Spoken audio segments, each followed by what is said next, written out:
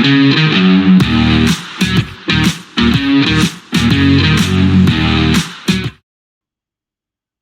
welcome back to the SuperCoach Enough channel. In this video we're going to do the round 3 review and round 4 preview for SuperCoach BBL. So I guess a slightly down week compared to the awesome round 2 score, but 780 still okay, about 6,000 for the round, and we have dropped about 200 spots, but we're still inside the top 500, which is pretty handy. So if we have a look at the team, see if we can get the whole lot in. Not really, that's right, we'll go bit by bit. Philippi with the 39, obviously Ben McDermott not playing, not sure what's happening there, might have to follow that up a bit closer. But as you can see, there's not long till lockout, so I thought I'd better quickly punch out a video. So this is zero research here. Hardy with an 88. The Scorchers actually have a bye for the next 2 rounds, so any Scorchers players you have are going to be sitting on the bench for a couple of games. But obviously someone with that sort of money, we will probably look to use that in our trades. Will Sutherland with 111 was okay. Probably outdid our captain, which was Glenn Maxwell with 72. So that captaincy call didn't quite pay off. But again, we didn't have time to run the loophole, so we'll cop that. DeCock with a 91 is an improvement on his first 2 rounds, so that's fine. We can hang on to him for a bit. McGurk failed with the bat, got 2 between the 2 games, so that's obviously put a big dent in his average and his break even. Matt Short didn't play, Darcy Short didn't play, but they'll be back this round. Mayor had a good second game, I believe. So 113 points was a nice return from him. Tanvir Sanger with 13, is not great, but he does have the double game week this week, so he'll be a big part of that. Zampa with a 31, so across 2 games, that's not really what we were hoping for. Ralph did well, I believe, also in the second game with 105. And Stoinis was their sort of option that we went for. Over Majib with so Stoinis got 43. I haven't checked what Majib got. I could probably quickly do that now, but I have a feeling it wasn't the right play. So 66. I'm guessing that's across the 2 games. Yeah, I don't know. It's a bit like the basketball where you can't really work out what's going on. But I think, maybe that was still not the right call. And we've got Overton and Walter to come in this week anyway.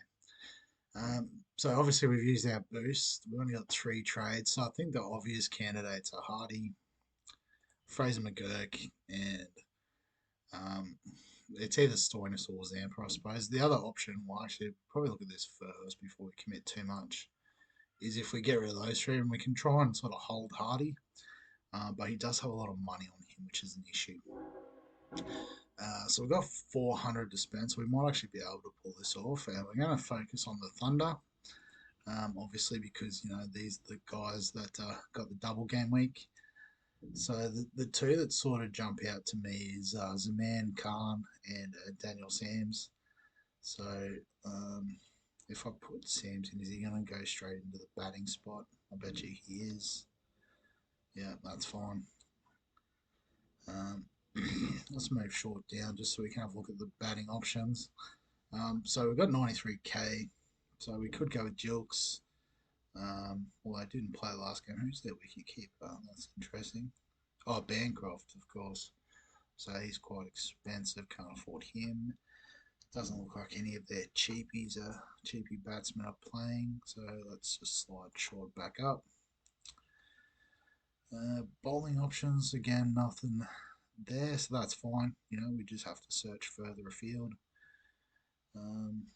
Unless, we say there's no point really saving a trade. So do we leave Stoinis and go with, trading out Hardy? Let's just go Stoinis again and we'll see what options there are across the league. Filter players we can afford. Cooper Connolly. So he's on the buy. So he'd be good to get, I think. But break even's not fantastic.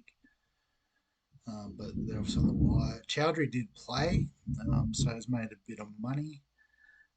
He's played 2 games, but that doesn't really matter for Supercoach purposes.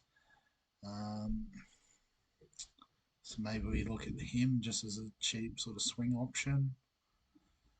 Um, yeah, not much else there. There's only batsmen that stand out at that price range. John O'Wells has already played 5 games, so probably not. Laurie Evans is on the buy. Daniel Hughes, no, he's a bit up and down. I guess it's the same with all the batsmen, to be completely fair. So nothing, particularly jumps out. It says pick me there.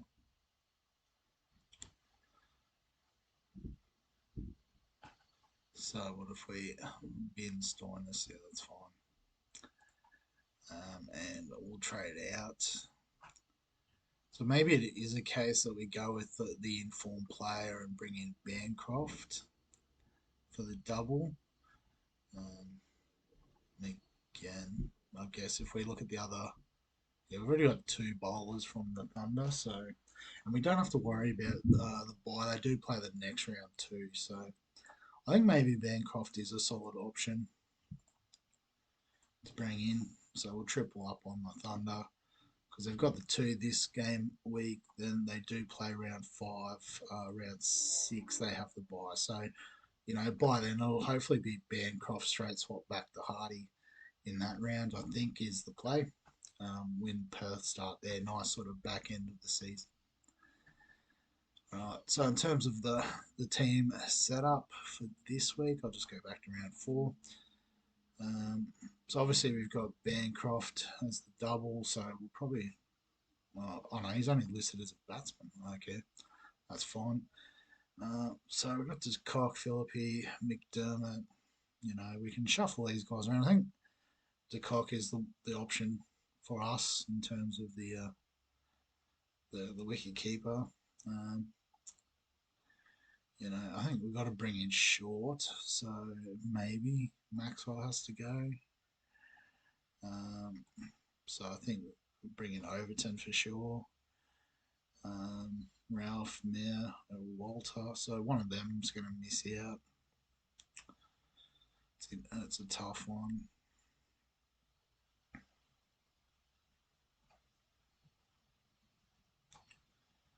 Alright.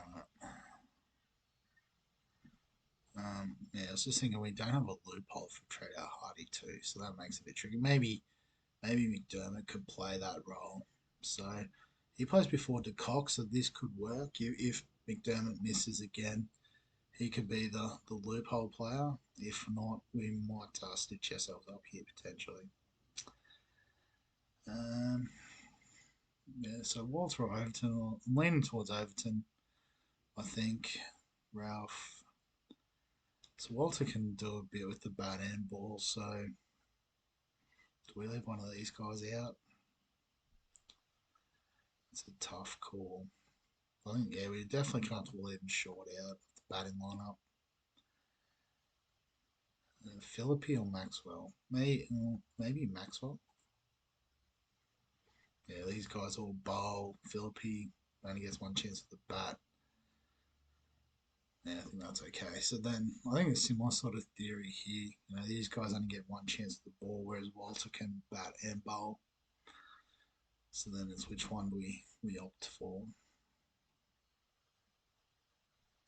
Maybe we'll keep Harris Ralph, a bit more of a known quantity. We'll go with that. I think that's the team. Just got to lock in VC and C. So really, I guess I think it's going to be hard to outdo Sam's across the 2 games. So maybe we just don't worry about the loophole again. So Sam's and Bancroft, if something happens to Sam's. Yeah, all right, let's do that. So that's how the team's going to look. I think we've got a bit of time to have a quick look at how it went in the league. Didn't really cover it in round 2, so we'll go back. So obviously I had my monster score, beating Professor S. So I think it was the highest score in round one. So I guess that's a bit up and down. So Feel the Thunder, continuing to do well there against Bring It On. Dave's Darlings getting up over the Cane Train, and Kick Ass defeating the Sloggers. And then in round three, so snuck a win in over the Sloggers. So a bit of a low scoring round, I guess. Not as many games. Dave's Darlings top scoring with 982. So who did he have? Let's go straight to round four. Let's go back. So Bo Webster. So he was obviously the pick, but it was between him and Stoinis, and I went Stoinis. Obviously, Bo Webster went massive in that first game. So if you VC'd him, you did pretty well. But I don't think a lot of people had him. Never mind VC'd him. So well done to Dave. Professor S also had Bo. Nice one. Feel the Thunder also, or Kick Ass rather, also had Bo Webster and Feel the Thunder. So I might try and have a look at the league and the overall sort of thing because I feel like Feel the Thunder's got to be up there. And I'm playing him this week. That's unfortunate for one of us. So on total points, yeah, so 205th overall. So keep it going, champ. Kick-ass. Dave Darling's also on the top 1,000. So pretty decent league. It looks like we've got ourselves here, which is fantastic. All right, but we'll leave it there. Um, so just one last look at the team. As always, if you've got any thoughts or comments, feel free to get them below this video. Um, like the videos, obviously, if you're enjoying the SuperCoach content, and subscribe if you're enjoying all the fantasy content. I've seen we've got quite a few subscribers recently. I think it's about 160 now, which is absolutely insane. So thanks very much to everyone who has subscribed and hopefully will subscribe going forward. But other than that, we'll catch you in the next one.